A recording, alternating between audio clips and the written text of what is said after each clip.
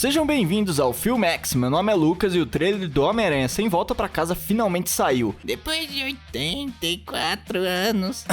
Mas falando sério agora, nesse vídeo vamos olhar a fundo em todos os detalhes do trailer que talvez tenha passado despercebido pra você. Easter eggs, referências de quadrinhos e muito mais. Então fica aí até o final que tem muita informação boa pra você. Sem mais delongas, vamos começar. O trailer começa com a música tema do Homem-Aranha dos anos 60. Spider-Man, Spider-Man. Oh, look at this. Vemos MJ e Peter no telhado, que é uma cena que já vimos diversas vezes nos quadrinhos e em outros filmes. Ela brinca com as coisas que estão inventando sobre o Homem-Aranha nos jornais, como ter o poder de hipnotizar fêmeas. E no jornal parece ter a foto do Peter com cabeção e dos lados o Ned e a MJ pequenos, com o título Spider-Man Minions, fazendo uma referência de quando o Ned pergunta se ele podia ter um exército de aranhas, vocês lembram? E no grafite ali no fundo uma referência ao co-criador do Homem-Aranha e Doutor Estranho, Steve Ditko. Peter fala que quer ficar ali já que está um caos por todo lado, e não é à toa, já que logo na cena seguinte vemos ele tentando fugir com a MJ e o JJJ gritando nas telonas que ele é o Homem-Aranha e é o inimigo da população. Essa imagem do seu rosto dividido no meio é uma referência muito clara aos quadrinhos, principalmente quando o Sensor Aranha estava presente, e também muito parecido com o material promocional do filme. Então vemos Peter sendo interrogado nessa sala pela morte do Mysterio, usando a mesma camisa de quando o Tony deixa ele depois da batalha do aeroporto. O cara que está interrogando ele é do Departamento de Controle de Danos, que aparece também no começo de Homem-Aranha de Volta Pra Casa, e aqui muita gente está especulando que esse rapaz é o Matt Murdock, vulgo Demolidor, que pode ter aparecido como o advogado do Peter para defendê-lo. Realmente é bem estranho cortarem a cabeça dele ali, mas pelo shape do corpo pode ser só um falso alarme proposital da Marvel, já que ele tá meio gordinho. Na parede do quarto da MJ podemos ver seus desenhos das pessoas em crise, inclusive do treinador Wilson ali do primeiro filme, vocês lembram? Peter, MJ e Ned tentam continuar com a sua vida apesar de tudo e vão para a escola, onde são assediados por uma multidão de protestantes e admiradores.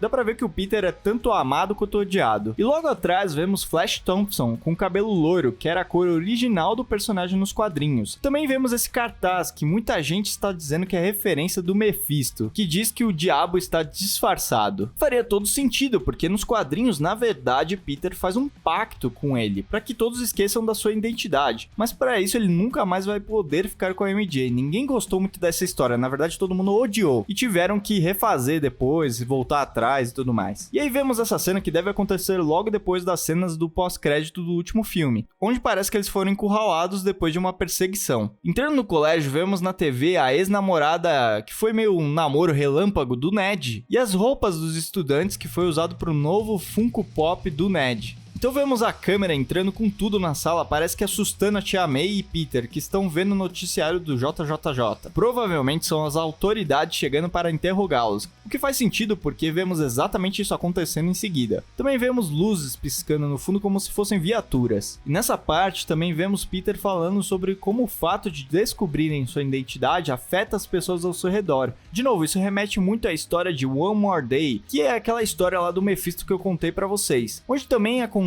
da Tia May ser baleada. Será que vai acontecer algo já que não vemos mais ela o resto do trailer? Então Peter fala que precisa dar um jeito de resolver isso tudo, e aparece uma peça de iluminação em formato de bruxo, que é a referência do Doutor Estranho. Vocês lembram que em Longe de Casa, o professor Dell achou que os ataques eram feitos por bruxas? E depois vemos ele pesquisando no seu celular sobre a história da bruxaria? E os eventos de WandaVision aconteceram antes de Longe de Casa. Será que tudo tá conectado? E galera, um detalhe que vale falar é que esse filme vai se passar num período de pelo menos alguns meses, porque vemos decorações de Natal e Halloween em cenas diferentes. Provavelmente vai ser dentro de um período de 6 meses, pelo menos. Peter então vai de encontro com o Doutor Estranho, mas o Sanctum está cheio de neve e ele está usando roupas de frio, um pouco diferente do que a gente está acostumado a ver ele usando. Essa neve pode ter sido causada por uma série de fatores, mas é bem possível que tenha havido algum problema com aqueles portais do templo para outros lugares. Um talvez tenha ficado aberto sem querer, pode ter a ver com o fato que esse lugar ficou abandonado por anos, já que Strange e Wong tinham sido eliminados pelo estalo de Thanos. Mas com certeza isso será explicado melhor no filme. Vemos o Doutor Estranho segurando a caneca escrito For Fox's Sake, que pode ser uma referência ao humor sarcástico do personagem, ou Fox Century, que a Disney mudou o nome. Nesse lugar, vemos Peter com um novo traje preto, que já tinha sido vazado algum tempo atrás. Vocês lembram? Que é um traje com poderes místicos feito pelo Doutor Estranho. Esse prédio é a Fist, uma organização para pessoas sem teto, que o Peter trabalha nos quadrinhos e também aparece no jogo do PS4. Numa foto recente vazada, vemos o caminhão da Fist do lado de fora do Sanctum. Será que ele está mesmo trabalhando lá? Depois vemos uma cena onde uma multidão cercam eles na entrada do metrô. E pela localização do lugar, parece ser onde o filme começa, já que na placa ali diz Rua 33 Oeste, que de acordo com o Google, fica do outro lado da estação da Pensilvânia, que é onde eles estavam na cena de pós-crédito ali do último filme. Então Peter pergunta ao Doutor Estranho se ele pode fazer as pessoas esquecerem da sua identidade. Wong aparece com roupas de frio e malas, parecendo que vai viajar para algum lugar, e alerta para ele não fazer o feitiço. Há especulações que ele pode estar indo na verdade lutar com a Abomination, lá no filme do Shang-Chi, ou está indo resolver os problemas que estão causando a neve no lugar, que pelo lugar vemos uma estrutura que assemelha muito a daquele campo de treinamento do primeiro filme do Doutor Estranho. Será? Mas gente, vocês não acham muito estranho o Doutor Estranho aceitar fazer isso tudo? Muito irresponsável da parte dele. Não parece o mesmo do Ultimato. Será que pode ser um Mephisto disfarçado? Ou os multiversos causados em Loki estão afetando ele de alguma forma? Ou será que ele só tá se sentindo bonzão e tá testando fazer feitiços super perigosos e avançados, mesmo não tendo certeza se consegue fazer? Será que isso pode ter a ver com a neve, alguma coisa que ele fez e deu errado? Afinal, essa não é a versão suprema dele, ele ainda está em evolução pelo jeito. Quais serão as reais motivações dele? Essa que é a grande pergunta. Então vamos direto para a cena do feitiço. E vemos Strange com um olho de Agamotto. Ué, isso é bem estranho, considerando que o propósito de tê-lo era para guardar a Joia do Tempo, que não existe mais nessa realidade. E o Thanos destruiu o olho de Agamotto lá em Titã. Talvez ele tenha criado um novo, só goste de usar como decoração? Ele fica ali flutuando da mesma forma de quando ele estava vendo os possíveis futuros em Avengers. E faz sentido, porque esse feitiço envolve acessar diferentes linhas temporais do multiverso. Parece que ele está usando um fio de cabelo de Peter como parte do feitiço, semelhante de como ele fez com Thor, em Thor Ragnarok, para mandar ele e o Loki de encontro com Odin. Peter começa a interferir no meio do feitiço, não só entrando nele fisicamente, mas verbalmente, falando desesperadamente que quer manter as memórias de algumas pessoas, que ele não quer apagar tudo. E parece que isso começa a influenciar de alguma forma o resultado do feitiço. Note que vemos 3 anéis em volta deles, que acabam rodando e quebrando a realidade. E vemos algo bem parecido com o que vemos no último episódio de Loki. Inclusive lá, descobrimos que a linha sagrada do tempo é um anel que circula sobre si mesmo, que pode estar ligado com o que eles fizeram nessa cena, pensando que cada anel pode representar uma linha temporal ou universo diferente. Como vemos 3, pode ser um para o Tom Holland, outro pro Tobey e o outro pro Andrew Garfield. Os anéis começam a rodar desestabilizando a realidade. E nessa hora vemos o que lembra muito a cena do Doutor Estranho 1, quando estava sendo treinado. E vemos até traços coloridos nos seus braços e pernas, que é exatamente o que está sendo mostrado no trailer. Porém não mostra de quem tá saindo. Será que são algum dos vilões sendo transportados para essa realidade? Ou até um dos Homens-Aranhas? Stranger para o feitiço, os anéis encolhem girando todos juntos de uma maneira desestabilizada, que lembra muito o filme Contato, de 1997.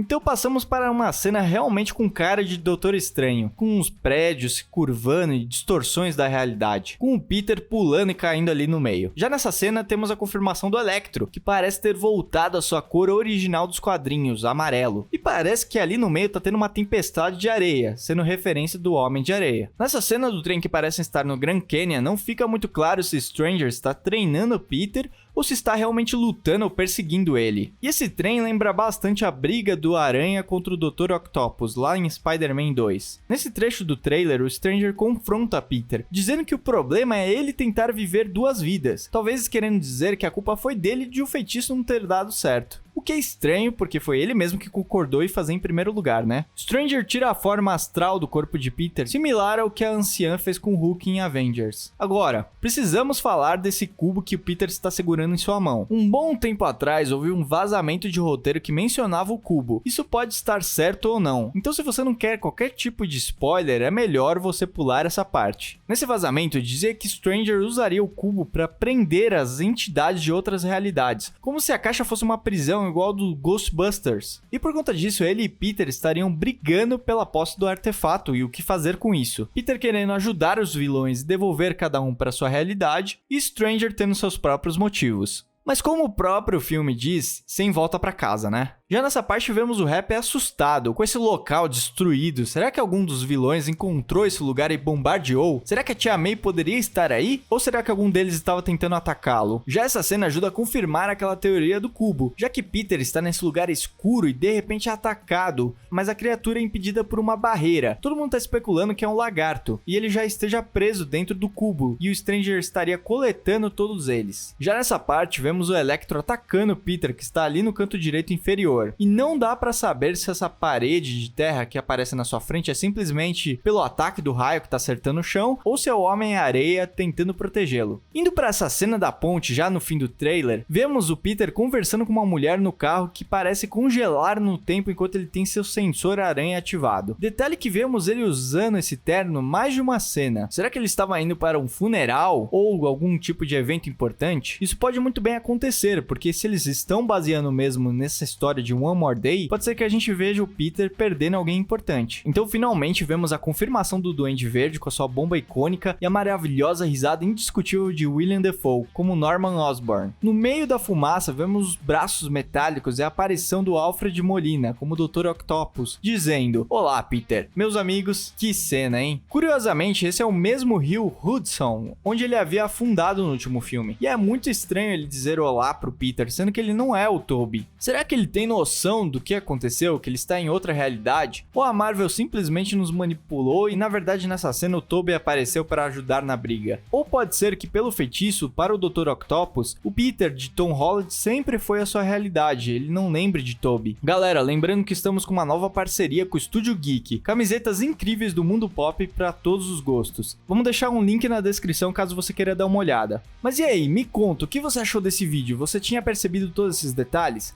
Se não, então deixa um like, se inscreve no canal que ajuda demais o canal a crescer e a gente a continuar fazendo vídeos. Também não deixe de dar uma olhada no nosso TikTok, @canalfilmex. Valeu e até a próxima!